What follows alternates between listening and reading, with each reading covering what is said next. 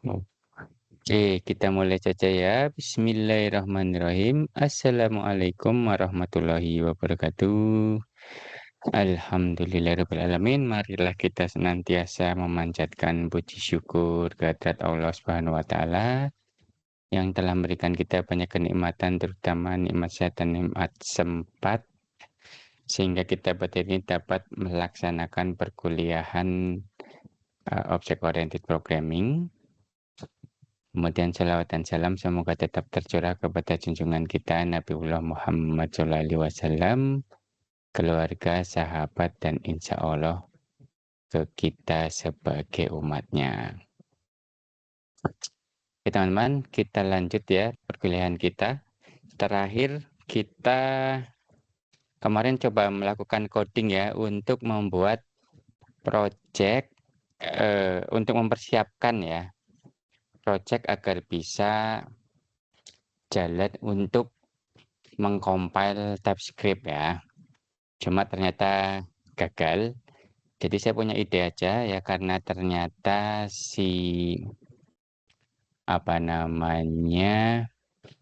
untuk membuat project agar bisa menggunakan TypeScript ternyata agak repot gitu ya. Maka saya punya ide kita gunakan Next.js aja ya, karena kalian juga di mata kuliah yang satunya akan menggunakan Next.js. Oke, jadi untuk belajar OOP ya, kita akan menggunakan framework Next.js saja gitu ya. Tetapi nanti tidak kita istilahnya gunakan seluruh kemampuan dari Next.js, hanya untuk membuktikan aja bahwa untuk menunjukkan ya, bukan membuktikan, menunjukkan bagaimana sih kita melakukan codingan dengan teknik di object oriented ya. Yang teman-teman perlu ketahui, Next.js ini sebenarnya dia tidak object oriented ya, dalam artian dibangun secara dasarnya itu tidak object oriented, dia lebih cenderung ke fungsional programming ya. Tapi ya untuk pendekatan codingan secara modern gitu ya, jangan khawatir. Sebenarnya kita menggabungkan antara object oriented dan fungsional programming ya. Tinggal nanti tergantung mau diterapkan di domain masalah yang seperti apa gitu ya. Nah ini kemarin kita sudah nyoba men-setting proyek sendiri gitu ya, itu ternyata tidak mudah gitu ya. Jadi ketika kita menjalankan TS, ternyata banyak settingan-settingan juga yang dituangkan dalam konfigurasi TypeScript ya, gitu. Nah, untuk memudahkan maka kita menggunakan Next.js. Kedua, kita akan coba memperkenalkan framework juga ya, dalam hal ini Next.js, sehingga kalian lebih familiar, karena ketika kalian di dunia kerja pasti akan menggunakan framework, tidak langsung dari ya bikin setting-setting sendiri gitu ya. Jadi ada framework yang memiliki template. Oke. Kemudian yang perlu teman-teman ketahui, framework Next.js itu dia menggunakan React dan Tailwind. Next.js sendiri dia adalah framework full stack gitu ya.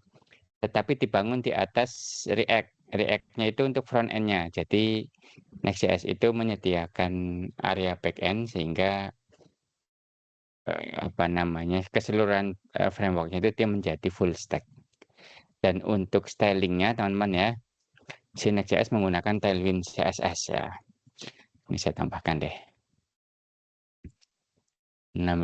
CSS. Jadi stylingnya. Kalau React-nya sendiri kan cuma untuk membangun struktur dan logika di user interface ya teman-teman ya. Sebentar.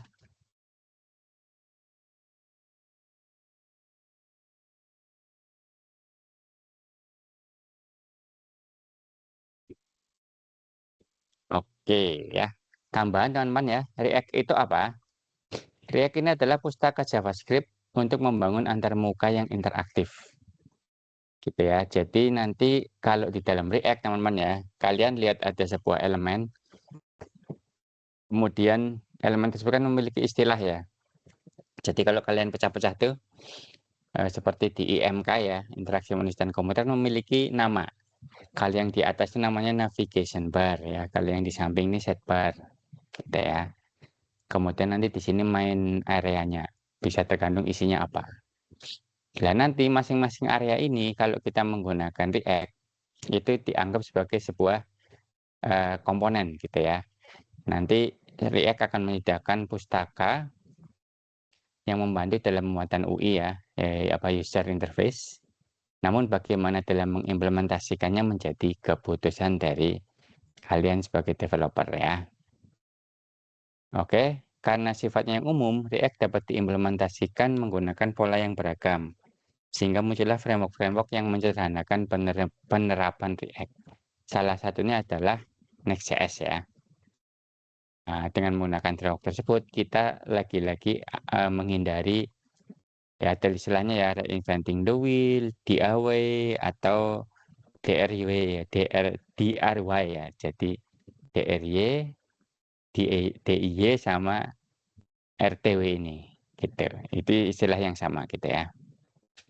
Sedangkan Next.js itu adalah framework React yang menyediakan kerangka untuk membangun aplikasi web.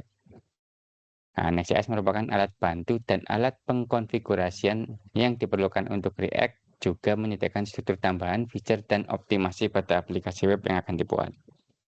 Jadi front end-nya itu udah dari React, ya sama Next.js disempurnakan biar dia menjadi full stack. Oke, jadi nanti tekniknya ya kita akan menggunakan React untuk membangun UI-nya, tapi di sini UI-nya tidak saya bahas secara detail ya, itu nanti ada di pemrograman website. Kita hanya akan mengaplikasikan teknik-teknik kelas OOP ini pada TS ya. Jadi nanti kita akan lihat mostly sebagian besar hasilnya itu pada konsol.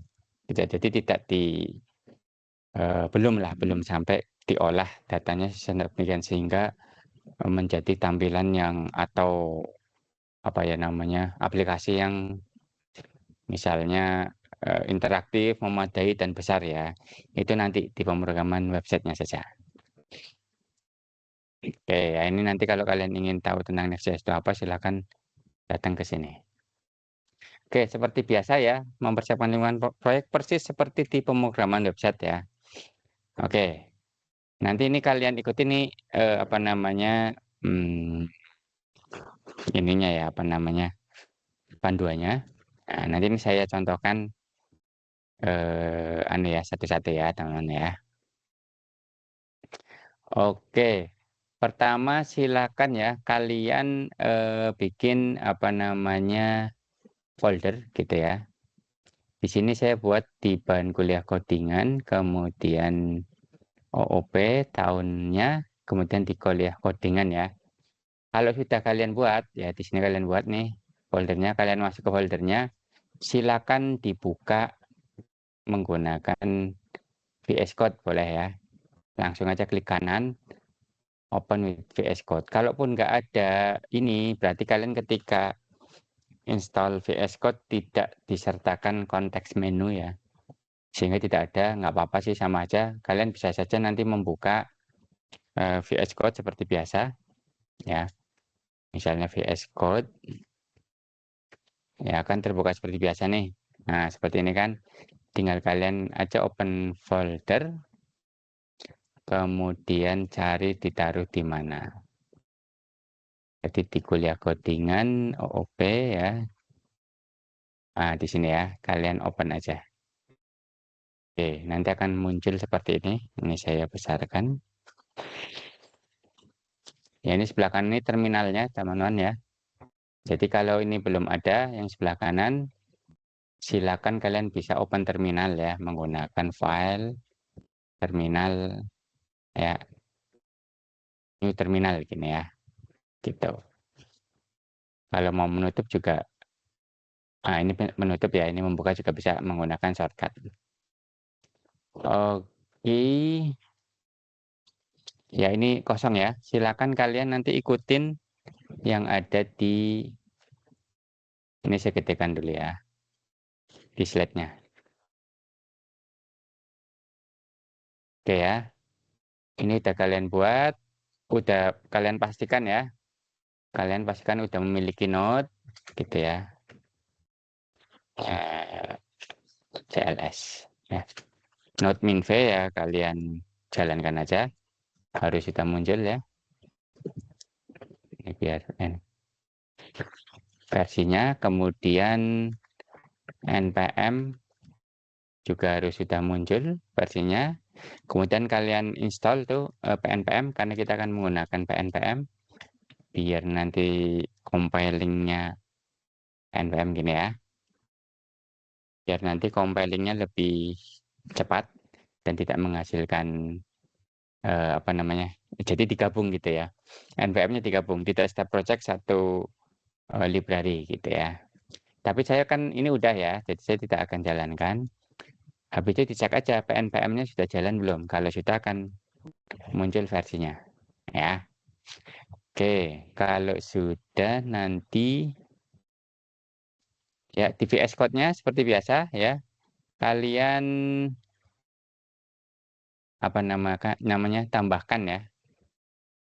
Ini enaknya gimana ya? Nggak apa sih. Saya ketiin aja deh.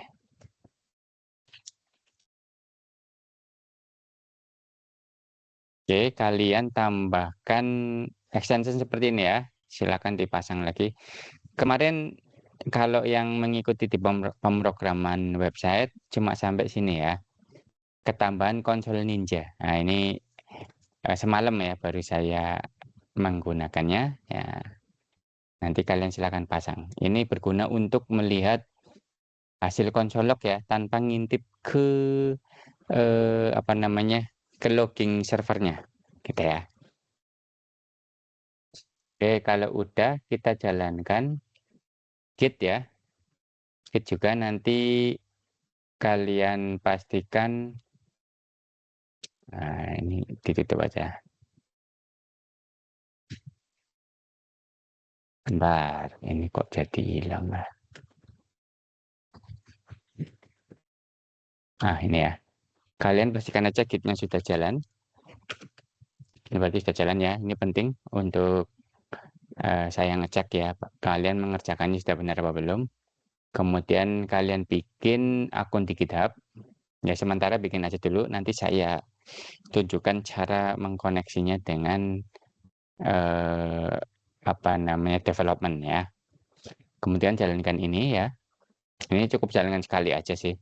Kalau sudah di laptop kalian dijalankan ya udah sekali aja. Kemudian tambahkan kita pasang aplikasinya ya dengan mengetik di terminalnya gitu ya. Itu npx create next app add latest. Kemudian jangan lupa gunakan pnpm ya.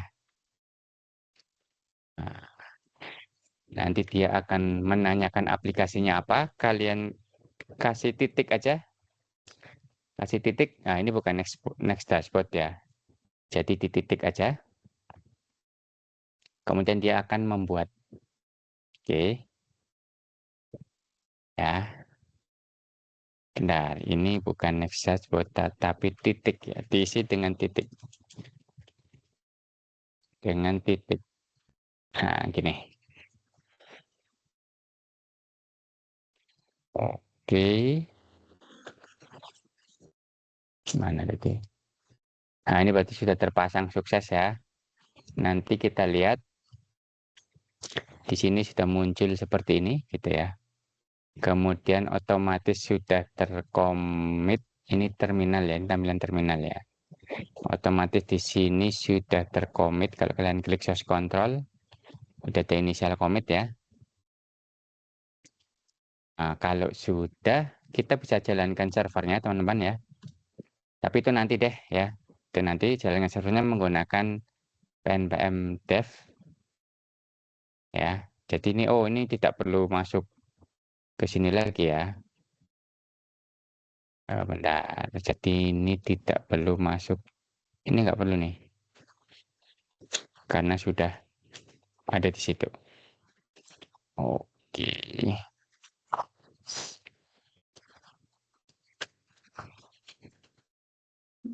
Mana ya? Kita jalankan, tapi nanti ya, dijalankannya nanti aja.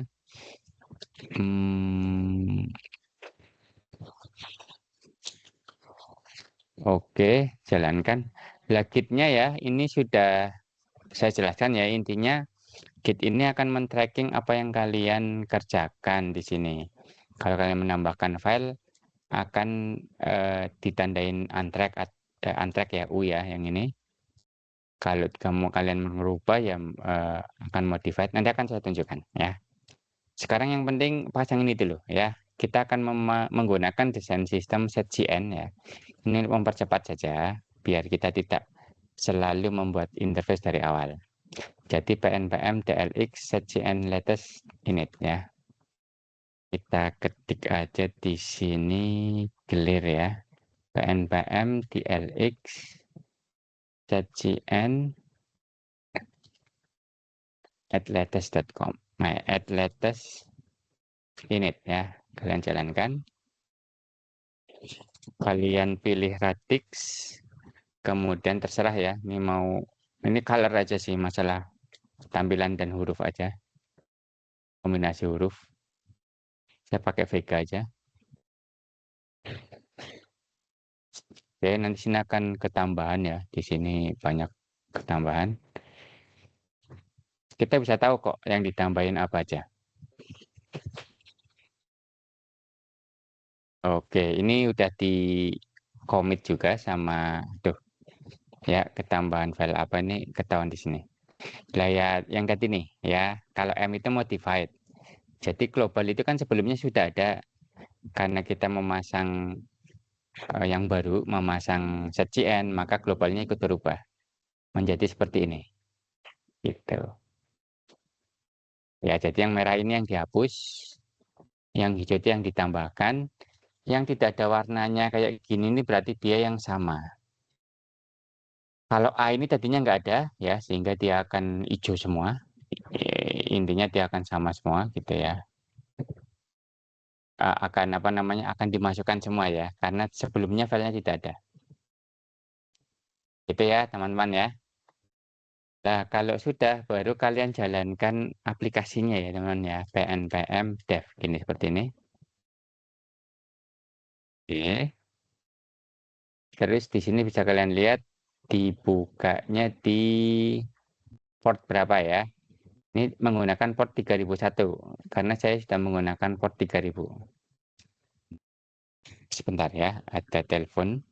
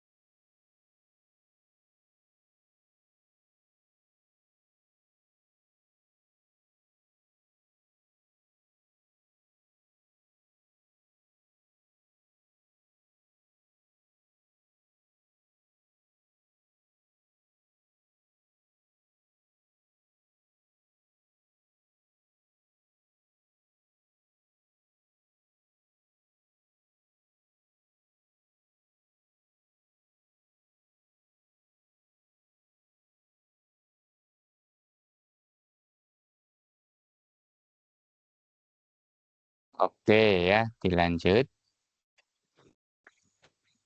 Oke, nanti ikutin aja ya sampai sembari kalian eh, apa namanya, mencoba-coba dan membaca lah ya. Oke, nanti pertemuan kita lihat ya, kalau pekan depan kita offline kan ya, kalian wajib sudah harus mengikuti ya, dan nanti di situ kita lihat kesulitan kalian apa ya. Jadi jangan belum dicoba. Kalau nanti di pertemuan offline kalian baru memasang segala macam, tidak, ya nanti repot ya. Gitu. Dan ini bagian dari penilaian ya. Silakan nanti kalian jalankan Ya, di sini diketik aja localhost 3001. Nah, maka tampilannya akan seperti ini. Oke ya. Oke, kalau udah oke, ini saya tutup dulu ya. Yang ini saya tutup. Kemudian kita buka di app page nih teman-teman ya. Ini merupakan halaman ini ya, yang ada di samping saya nih. Di samping codingannya ya. Ini adalah halaman itu. Ada di app page. Jadi ketika kalian ngetikin di sini localhost, kemudian portnya berapa sesuai dari server, maka yang pertama dijalankan adalah page ini. Jadi ini halaman teman-teman ya. Sebenarnya dia halaman dari codingan yang ini.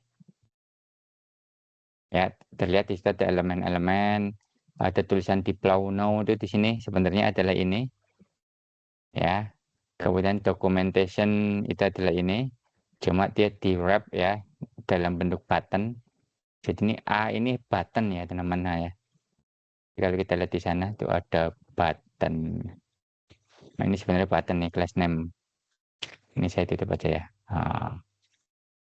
Oke, benar ini saya geser nggak terlalu kelihatan. Ya kayak ini nih. To get started ya itu ini sebenarnya. Class stylingnya teman-teman ya. Kenapa dia hurufnya tebel? Itu ada di class name ini teman-teman. Misalnya ini dia teks 3SL ya. Ukurannya 3SL. Kalau kita ganti 2XL misalnya ini, dia akan jadi mengecil. Ya. Terus warnanya kita ganti misalnya nggak merah, teks warnanya misalnya red, ya tidak hitam ya, sering nggak merah. Red 500, 600 ya, kita tambahkan nih. Kalau kita simpan, ini akan jadi merah. Jadi jenis stylingnya ini menggunakan Tailwind teman-teman ya. Itu. Ya ini elemennya heading. Ini Tailwind cuma yang apa namanya menentukan ini posisinya di tengah, jarak antar fontnya berapa gitu ya, warna fontnya berapa gitu kan, itu di sini semua. Ya, jangan kaget ya. Terus ini logo next ya. Kalau kita ganti ini logonya misalnya jadi 200 kayak gini. Nah, dia akan membesar ya. Headnya akan mengikuti. Kalau headnya kita ganti akan mengikuti nggak? Oh enggak ya. Jadi widthnya aja yang ngikutin. Oke, seperti itu ya teman ya. Nah ini akan kita hapus ya. Kita hapus semuanya, kita hapus. Kita pilih semua, kita hapus del. Kemudian kalian ketik ya, kita generate. Ini namanya saya lupa, snippet ya, namanya snippet. Kalian ketik aja RFC kayak gini. Dia snippet untuk membuat arrow function export komponen ya. Kemudian kalian ketik tab. Nanti akan muncul seperti ini ya. Yang atas ini kita hapus karena kita sudah otomatis menggunakan React. Ini P-nya untuk kita ganti aja huruf besar ya. Kebiasaan sih gini. Nanti yang div di tengah ini teman-teman ya. Coba kalian masukkan elemen H1 ya. Terus kita ketik sorry ini berantakan banget. Ini suggestion dari Copilot nih. Ketik object oriented programming ya, object oriented programming course. Ya kita simpan, maka yang tadi itu akan hilang semua ya. Kita ini fetch apa nih? Ada error, nah biarin aja lah. Ya, jadi seperti ini. Gitu ya. Ini saya tutup dulu. Oke ya, kalau mau kita rubah stylenya, kita tambahkan aja class name di situ. Ya, ada misal 3XL, kita simpan ya. Jadi besarkan jangan 2XL saja.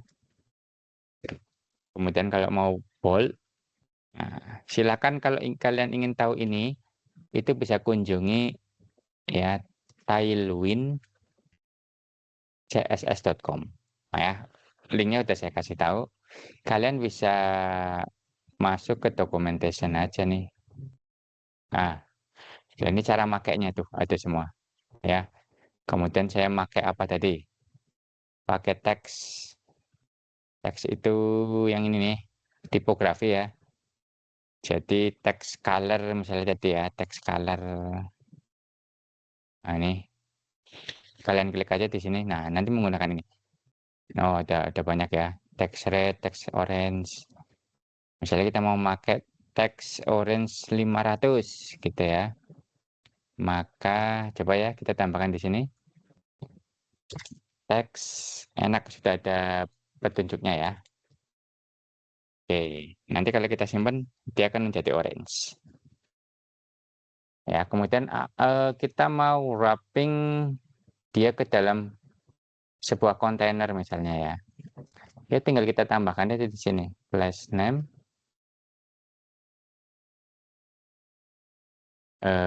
apa namanya kontainer ya.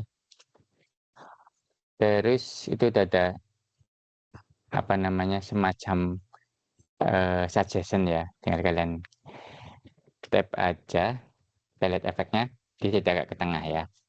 Ini ada padding, ini padding 4 itu untuk menambahkan spasi di kiri kanan atas bawah. Nah, kira-kira seperti itu ya, teman-teman ya. Kemudian untuk praktek kita belajar tentang apa namanya object oriented programming ya, kita bikin rute baru saja ya.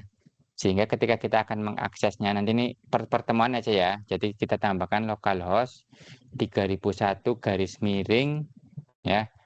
Terus kita ketik pertemuan ini ketiga ya. Strip 3 kayak gini ya.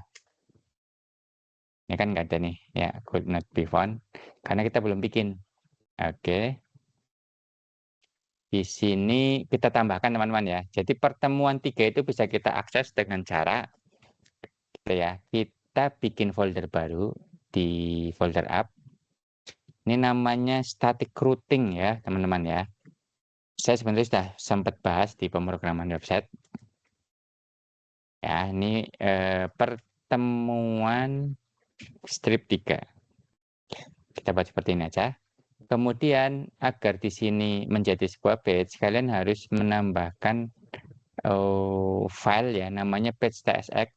Ini namanya apa ya? Jadi page itu udah aturan gitu ya, harus kita kasih nama page agar ditampilkan sebagai halaman web di situ. Kalian copy aja dari yang tadi, yang object oriented programming course ini ya.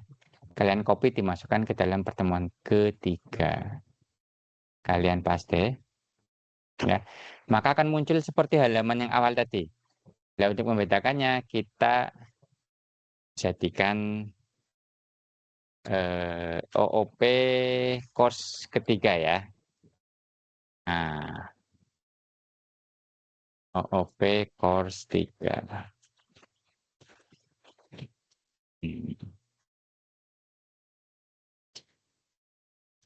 Gitu teman-teman ya. Jadi nanti halamannya akan ada di sini. Oke, untuk utak-utik kita ada di sini. Bikin kelas segala macam ya.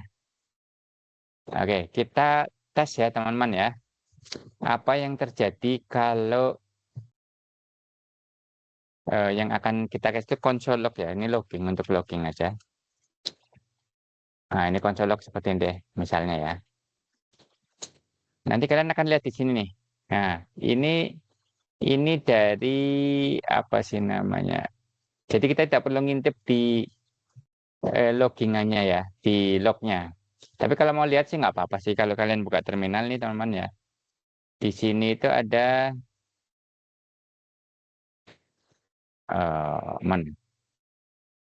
kalau kalian save di sini ya.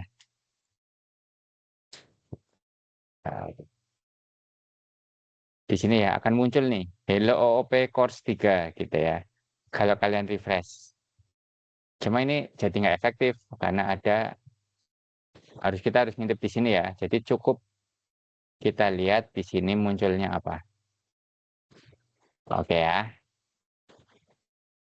Ini gara-gara extension yang namanya konsol Ninja itu ya teman-teman ya.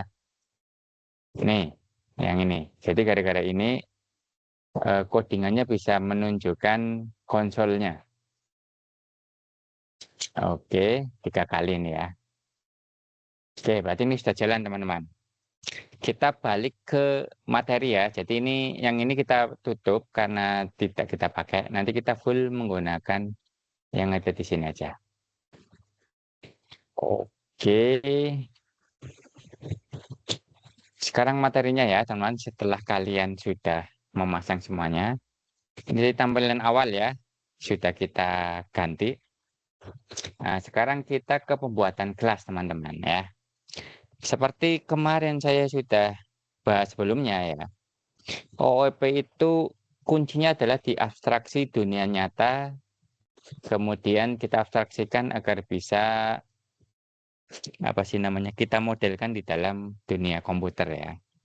Salah satunya adalah dengan membuat bukan salah satunya. Yang paling penting dari OOP adalah pembuatan kelas alias cetak biru ya, cetak biru untuk membuat objek gitu.